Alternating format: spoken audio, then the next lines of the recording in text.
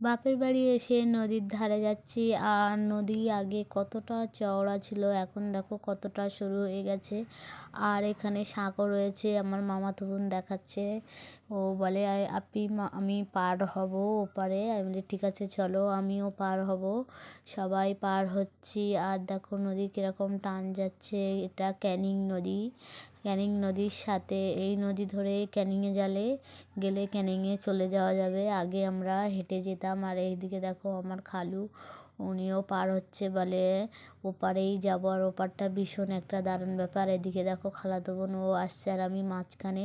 ভীষণ একটা ভয় লাগছে। ও ও বলছে আপি ভীষণ ভয় লাগছে, একটু দাঁড়াও, তুমি যেও না। আমি বলি ঠিক আছে চলো। আর হাতে ফোন রয়েছে, ভয় লাগছে। আর কতটা দূর থেকে আমিও ওই পারে চলে এসেছি, আর দেখাচ্ছি ওরা পার হচ্ছে দেখো। আর নিচেতে পানি যাচ্ছে। আর কি সুন্দর একটা দারুণ জায়গা। এইভাবে এই নদীতে আগে আমরা নৌকো চেপে ক্যানিংয়ে যেতাম। আগে ক্যানিংয়ের ব্রিজ ছিল না, আর আমরা নৌকো চেপে ক্যানিংয়ে যেতাম। আর এদিকে দেখো শুধু বাওলা গাছ আর বাওলা গাছ।